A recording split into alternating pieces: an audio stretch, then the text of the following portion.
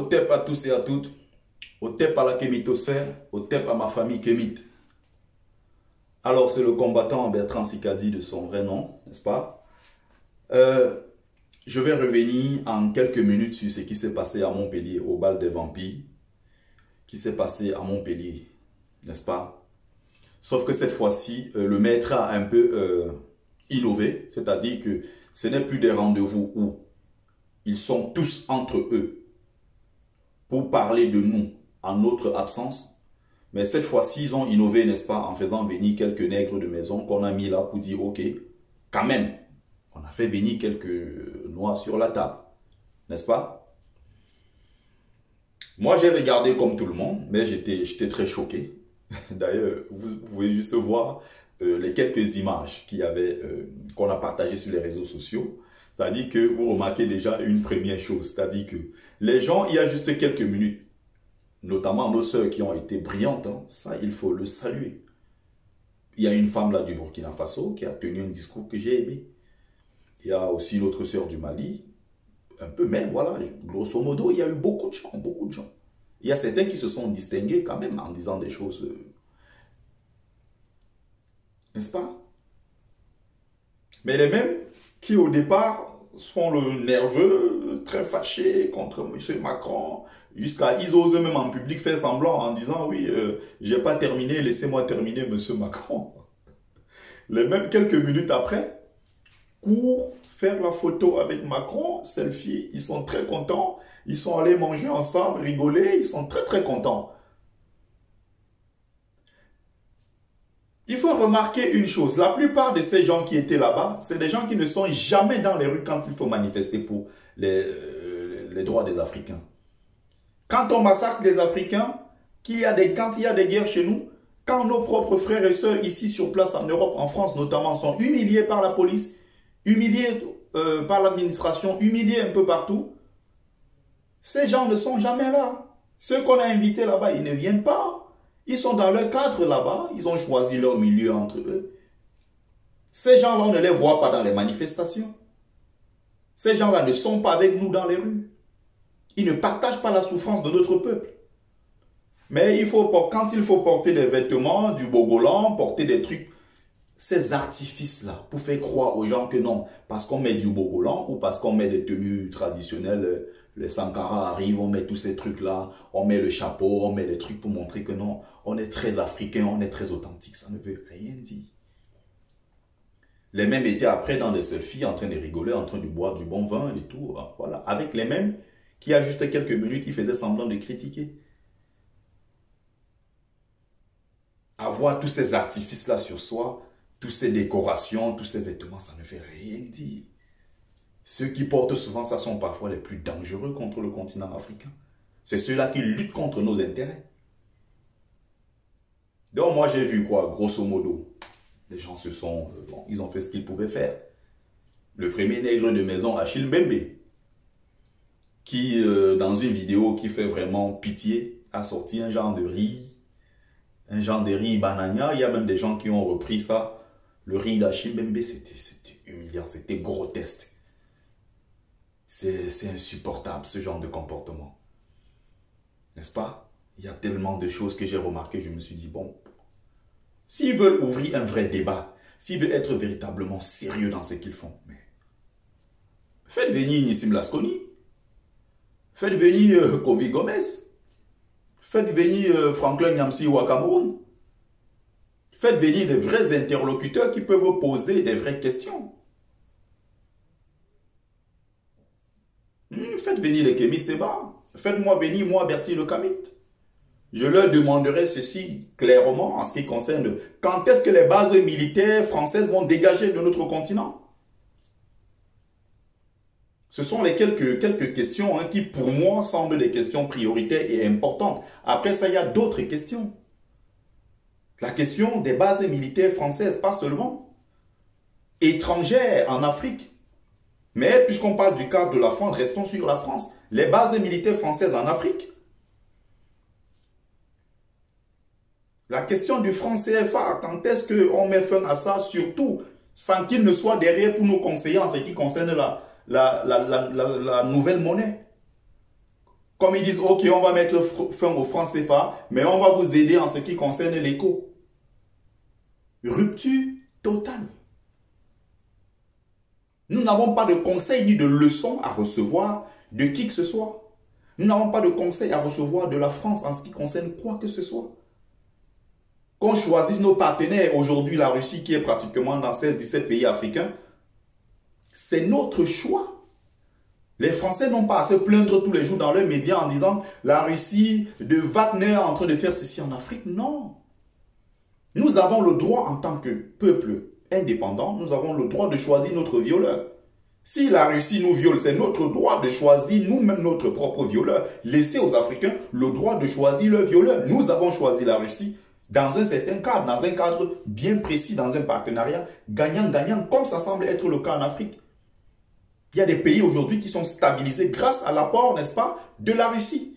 Et ce n'est pas qu'une affaire d'aujourd'hui pour ceux qui connaissent l'histoire de leur continent, pour ceux qui connaissent, qui ont lu l'histoire du continent africain, pour ceux qui connaissent leurs humanités classiques, ils savent qu'il y a un lien très très ancien entre la Russie et l'Afrique. Tous les grands mouvements de libération en Afrique, que ce soit en Afrique du Sud, avec l'ANC, que ce soit la SWAPO en Namibie, que ce soit tous ces mouvements-là, n'est-ce pas? La plupart de ces mouvements ont été soutenus par la Russie. Beaucoup ont été formés, n'est-ce pas, à l'idéologie communiste. Là, ce n'est pas aujourd'hui que la Russie est arrivée sur le continent africain, non. Le Burundi aussi est stabilisé, c'est grâce à qui?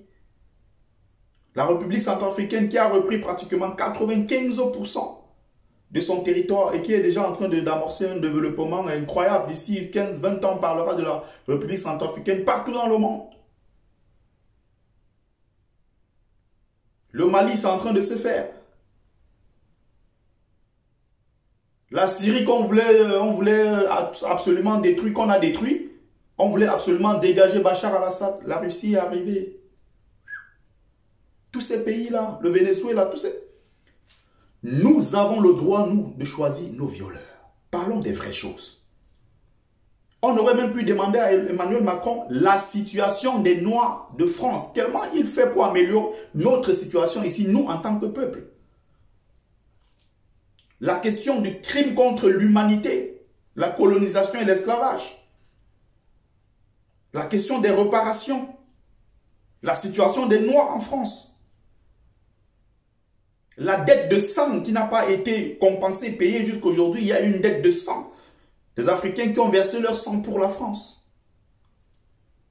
Une dette de mémoire.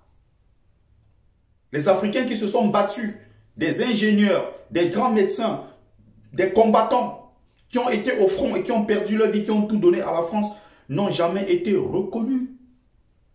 On ne parle pas d'eux. Il n'y a pas des rues qui portent leur nom. Ils se sont pourtant battus pour la France.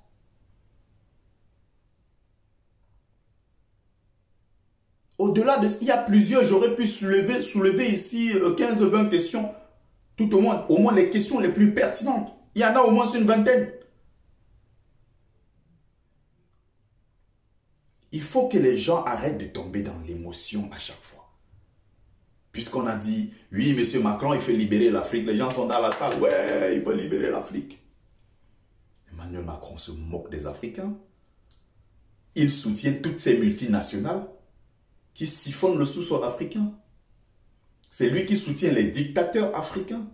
C'est le même Macron qui a envoyé une lettre de félicitations au président Paul Biya au Cameroun, qui a 88 ans et qui est au pouvoir depuis 39 ans. C'est le même Macron qui allait installer, contre la constitution d'un pays, il allait installer le fils de Déby au Tchad.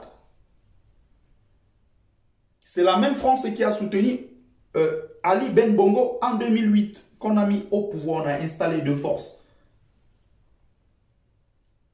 C'est la même France qui soutient Denis Sassou Nguesso, l'assassin. Il est temps de regarder les choses autrement.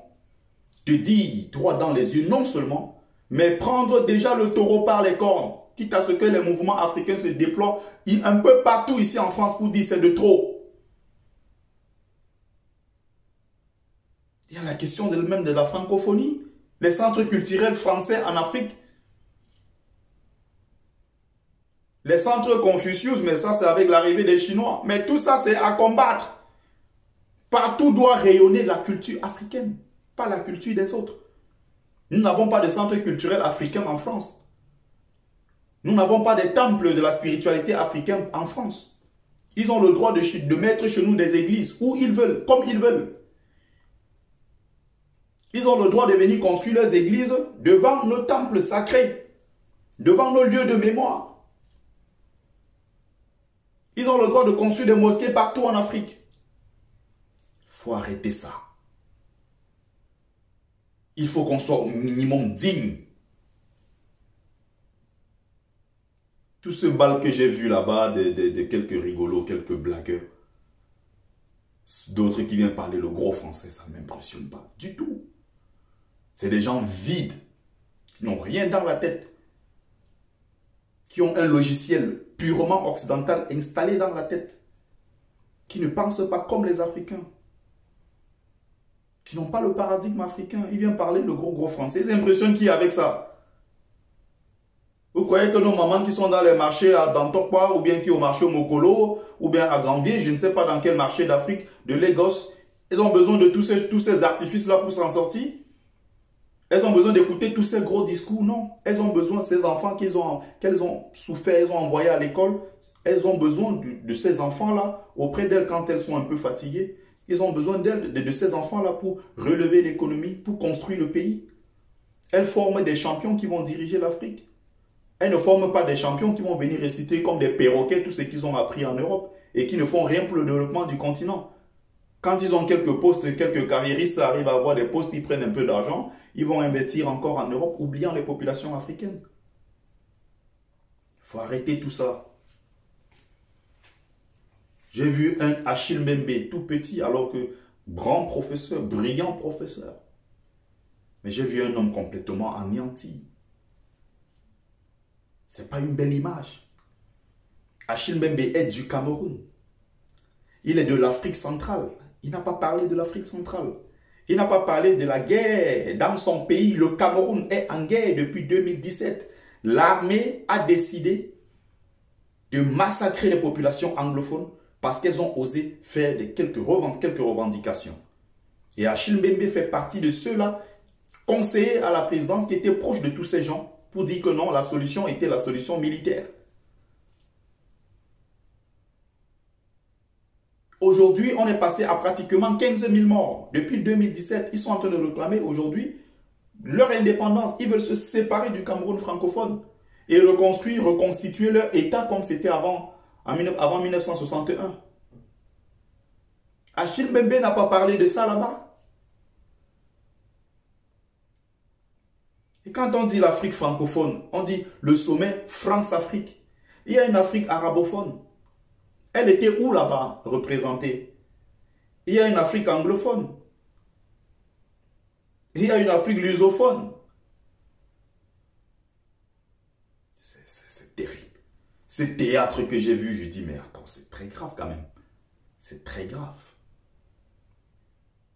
Pourquoi c'est nous qui nous précipitons là-bas? Vous avez vu combien d'Algériens, Marocains, Tunisiens qui se sont précipités dans toutes ces choses? Pourquoi quand on parle du sommet Afrique-France, c'est toujours Sénégal, Mali, Congo, tout ça, des gens qui vont là-bas se faire voir pour faire croire aux gens que non, ils représentent en réalité quelque chose.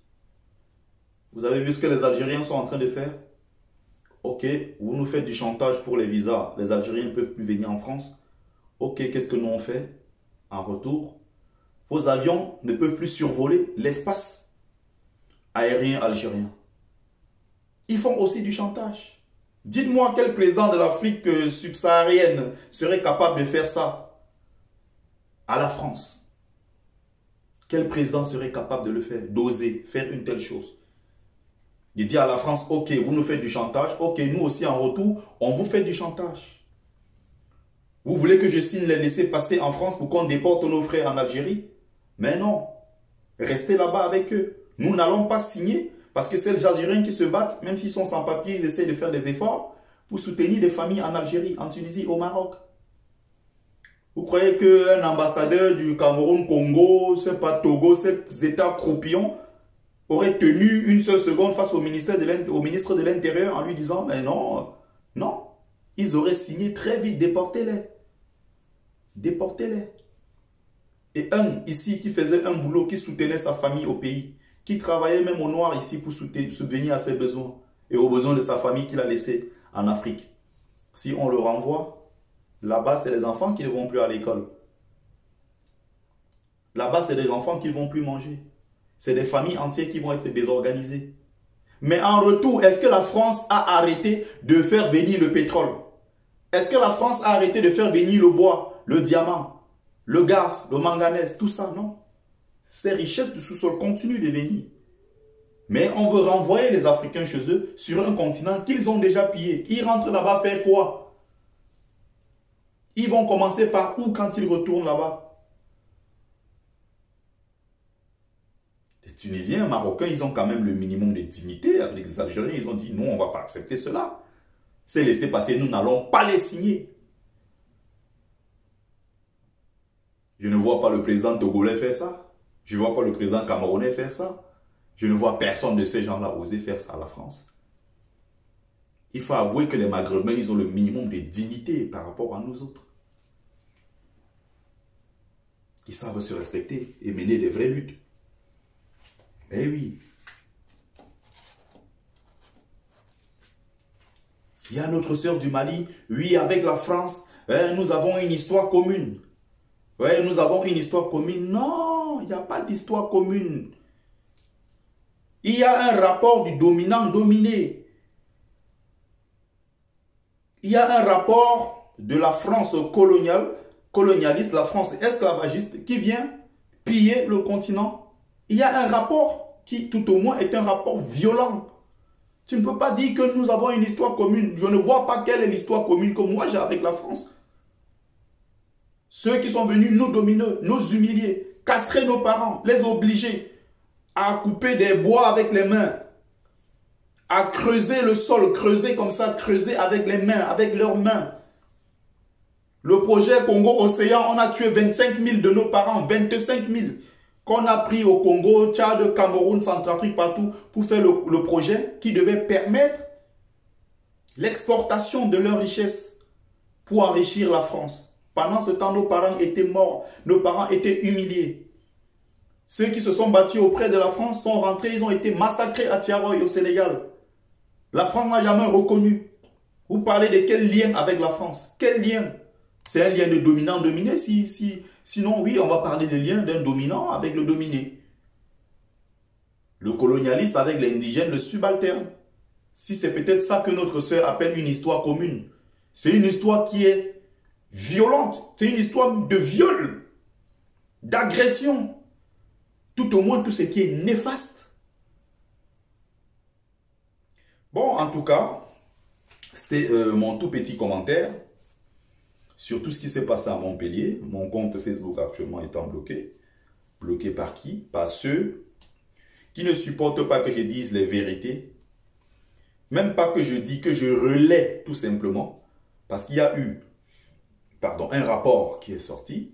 Le rapport dit qu'il y a 316 000 prêtres, 316 000 victimes d'agressions sexuelles, sodomie et autres, par 3200 prêtres qui ont été bien répertoriés avec nom et prénom, là où ils ont travaillé et tout. Des prêtres qui pendant 20 ans, 25 ans, ils partaient ici, on les affectait, ils faisaient le même boulot, on les affectait ailleurs parce qu'on s'est rendu compte que là-bas c'est de trop, les gens se plaignent, on l'affecte ailleurs, ils continuent le même boulot pendant 20-30 ans de service, jusqu'à même parfois mourir. Une enquête qui est officielle entre 1950 et 2020, 70 ans d'enquête a abouti à cela.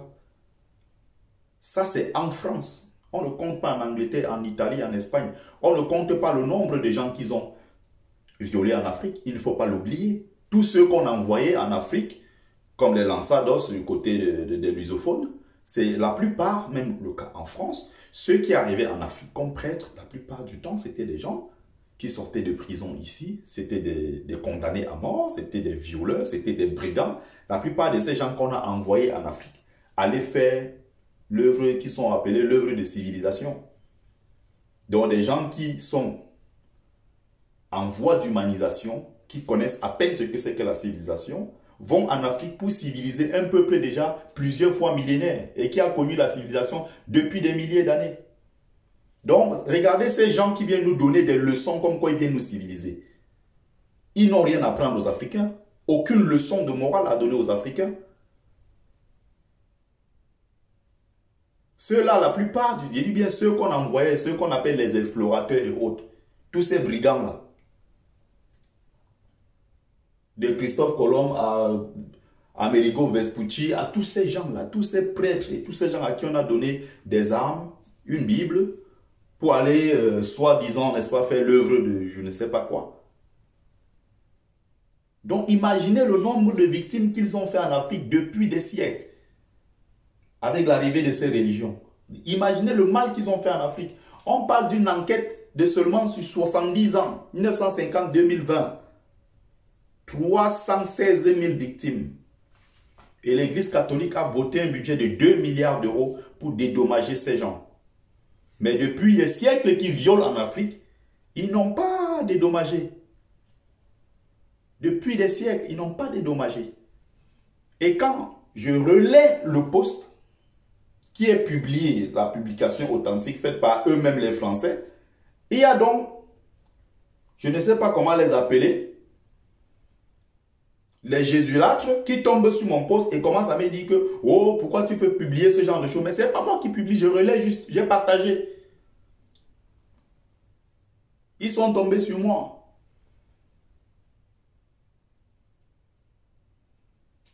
Et Facebook est là, Facebook sait.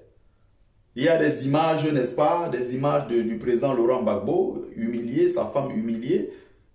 Ça traîne encore sur Facebook. On a des images des enfants africains massacrés dans les rues. On a les images de Samuel Doe qui se fait couper les oreilles, couper la main, c'est sur Facebook. Est-ce que Facebook ne voit pas ça? Non, ils s'en foutent. Ils ont laissé parce que c'est nous. Mais dès que tu fais le moindre truc qui va dans le sens d'attirer l'attention de certaines personnes, de sensibiliser, d'éveiller les consciences, ah non, non, non, non, tout de suite, tu es signalé. Parfois signalé par qui? Par nos propres frères qui refusent d'entendre une autre version de l'histoire. Par nos propres frères qui ont peur d'une vérité autre que celle qu'ils connaissent déjà. Il ne faut pas avoir peur. Il faut s'ouvrir aux autres horizons. Merci, c'était mon petit commentaire. Partagez massivement.